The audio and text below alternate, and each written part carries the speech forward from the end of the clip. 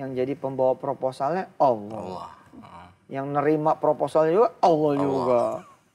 Yang ngasih dagangan Allah juga. Jadi kayak di take over semua gitu.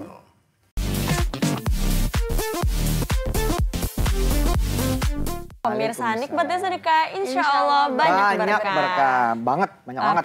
Banyak banget nih ya orang yang mungkin suka nggak kepikiran. Kita kan kalau sedekah tuh mikirnya buat apa yang kita pengenin. Buat hajat kita, buat nambah rezeki, mempermudah kesulitan dan segala macam.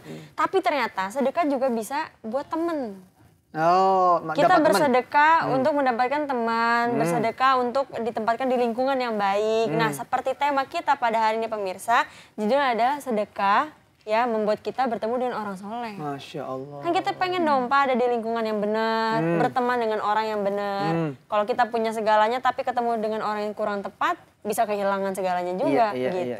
Ini Kak, ada surat Yusuf. Assalamualaikum Ustaz. Waalaikumsalam warahmatullahi wabarakatuh. Sehat Kang? Alhamdulillah. Nah ini pemirsa namanya Haji Didik. Masya Allah. Tadi disampaikan sama Kak Wirda pemirsa. Haji Didik, Assalamualaikum, apa kabar? Assalamualaikum warahmatullahi. Kata Kak Wirda ternyata sedekah juga bisa membawa kita pada lingkungan orang-orang yang saleh.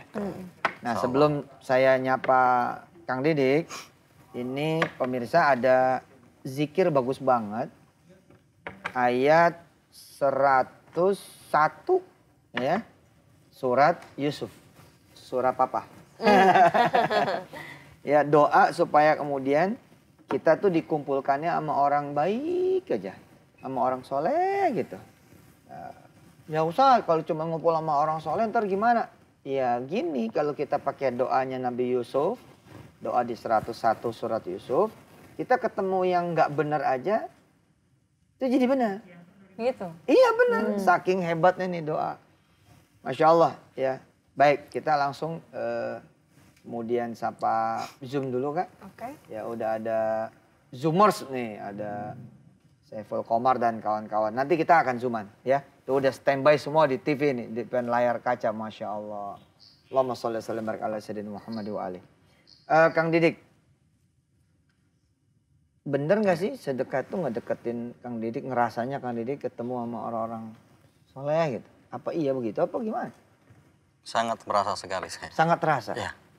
Karena ketika saya di Jakarta udah 10-an tahun belum melakukan itu, setelah melakukan itu memang Masya Allah. Setelah melakukan sedekah ketemu dia tuh sama yang bagus-bagus, baik-baik gitu? Baik-baik. Seperti Ustadz yang soleh-soleh. Aduh amin. Ini juga jadi concern sebagian orang Pak. Apa tuh? Karena kadang mereka tuh mikir lingkungannya nggak baik. Jadi nggak bisa melakukan baik. Melakukan hal baik, pengen sedekah, pengen sholat, pengen gini gitu. Merasa nggak bisa karena lingkungannya nggak mendukung gitu. Tapi ternyata gimana caranya biar lingkungannya mendukung itu kita sedekah dulu gitu. Sallallahu. Kalau kita niatnya baik itu Allah ngedeketin gitu orang-orang yang baik ke kita gitu. Gitu. Oke, punya cerita apa Kang Didik yang bisa dibagi nih sama saya, Wirda, Kak Kumi, sama pemirsa nikmat sedekah? Ya, waktu itu sebenarnya udah lama sih saya melakukan sedekah itu, tapi dulu belum teratur. Belum teratur. Asal seneng aja bikin ngasih orang senang gitu. Jadi hati kita juga senang gitu. Tapi ketika saya mulai usaha itu, saya mulai bikin pembukuan, lalu saya ada kelihatan profitnya, saya keluarin. Saya memang dari dulu penggemar Ustadz gitu. Saya praktekkan itu dari 2,5%. Pertama kali saya sedekah 800.000.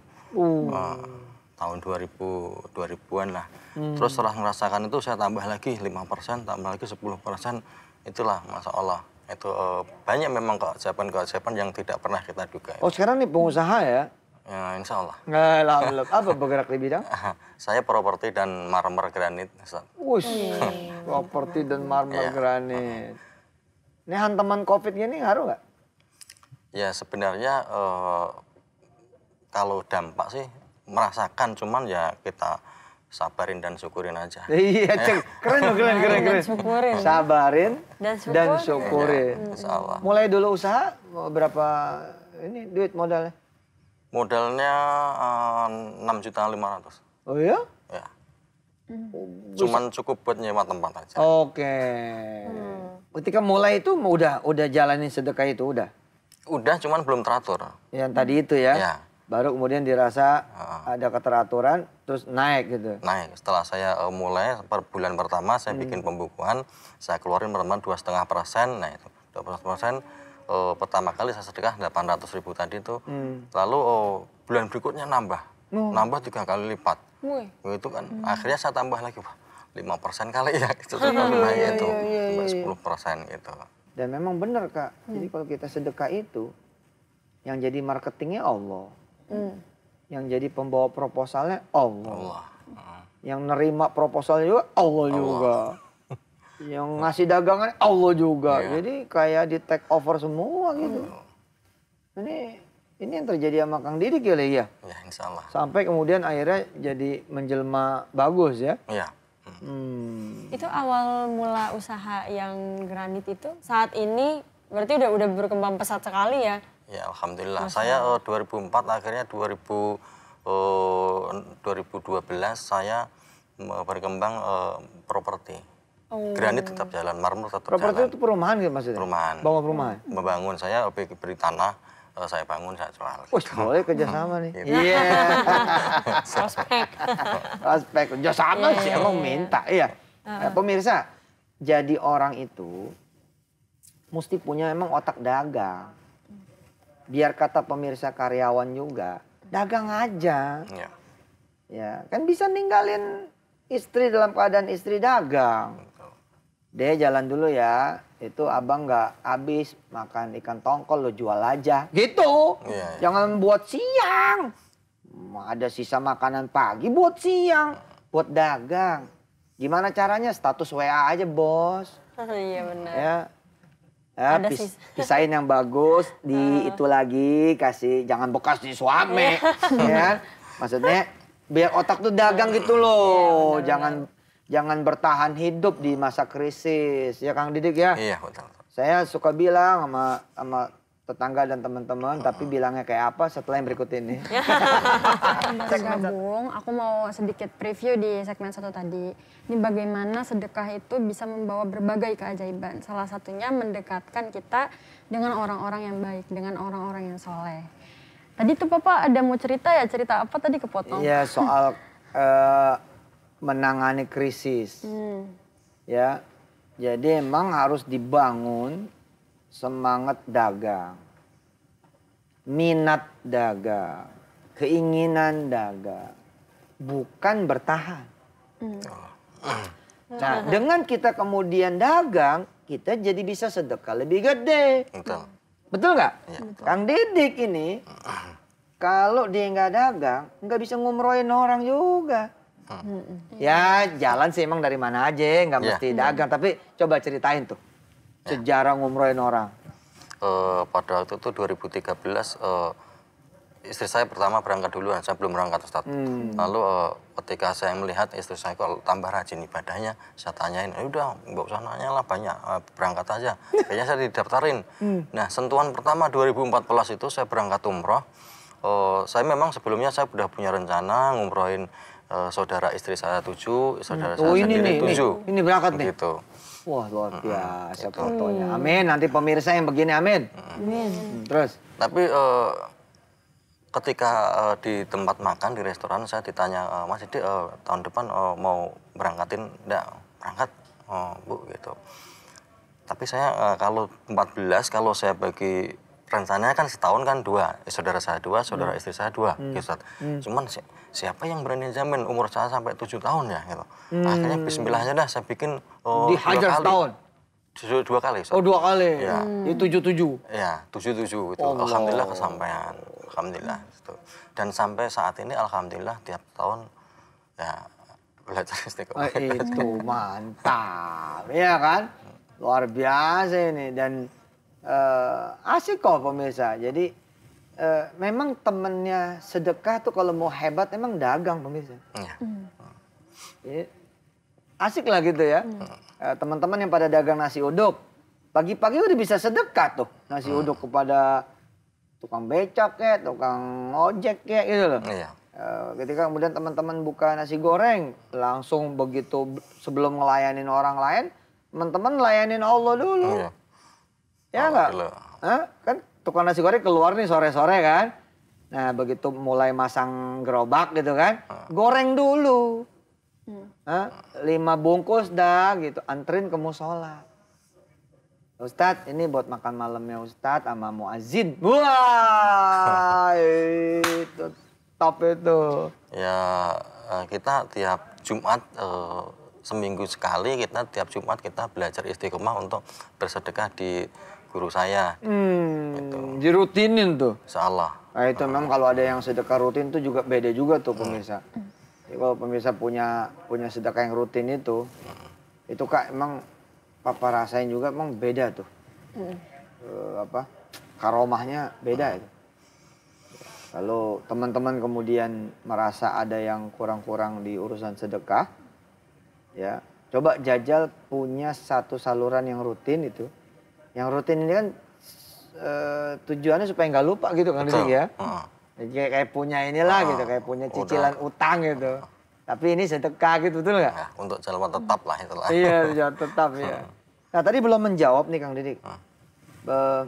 Bagaimana kemudian sedekah dirasakan Kang Didik bisa mengantar Kang Didik tuh ketemu aja sama orang baik? Iya. Pertama yang saya rasakan pertama tuh ketenangan. Yakin itu terus bertambah, terus semangat. Dulunya istilahnya diajak ke tempat taklim gitu kan ada aja alasannya untuk dunia. Tapi setelah kita melakukan itu enteng aja Mas. Enteng misalnya. Mas pengajian ke sana, ayo datang. Akhirnya ketemulah para ustadz seperti itu. Ya. Karena kita semangat ini Allah ringankan. Iya ya Allah ringankan betul ya. Kan ini ketika kita kemudian harus memilih, menurut pengalaman Kang Didik nih, kita simpen buat operasional dan jaga-jaga atau buat sedekah. Nah, sekedar berbagi ke pemirsa kan, pemirsa juga banyak yang begitu ya. Gue sih pengen sedekah tapi kan gimana ya? Apa sih yang Kang Didik lakuin kalau posisi seperti itu? Ketika saya mempunyai kebutuhan, contoh misalnya kebutuhan misalnya 10 juta lah. 10 juta saya hanya punya uang 5 juta. Berarti kan masih kurang Ustaz. Kalau saya simpen, saya nyari tambahan belum tentu dapat, bisa aja malah lebih berkurang. Tapi kalau saya sedekahkan, kata Ustaz minimal diganti 10 kali lipat. Kata Allah. Gitu. Malah lebih jadi 45 ya? Iya benar. Itu. Ya udah memang setelah itu kita dapat ketenangan, keyakinan kita. Di saat yang tidak pernah kita sangka memang datang. Keajaiban sedekah memang begitu. Yang saya rasakan. Gitu. Jadi ketenangan itu pun juga dan keyakinan dikasih sama Allah ya? Yang saya rasakan begitu, tenang. Walaupun kita butuh, nggak gerangsang gitu istilahnya. Nggak khawatir pasti masih, tapi beda kekhawatiran itu. Gitu. Ya aku juga misalnya lagi ada duit terus aku mau beli sesuatu. Aku mikir kalau aku beli sesuatu udah uangnya habis gitu kan. Jadi lebih baik aku sedekahin karena kalau aku sedekahin kan dia jadi jadi berputar uangnya gitu. Boleh dijajal pemirsa. Ya boleh dijajal seperti Kang Didik nih. Ada misalkan kalau pemirsa dagang sembako ya. Kan biasanya suka harian tuh belinya kan. Atau katakanlah mingguan. Nah begitu tutup minggu ngitung kan nih. Ada duit nih gitu. Aduh, buat belanja, apa buat sedekah? Nah, coba tes pemirsa. Tes, kita sedekahin. Gitu-gitu pemirsa. Gitu-gitu mesti yakin. Zaman dulu saya pemirsa ya, kalau saya nggak sedekahin termos es saya, nggak di sini kali saya. Bener Kang Didik? Gitu ya. Jadi kalau saya nih nggak sedekah izin Allah gitu ya, dengan izin Allah nggak sedekah termos es yang Papa dulu jualan itu, jadi kan saya jualan es. Saya ingat tuh tanggal 25 Mei 99. Gue catet, dagang es.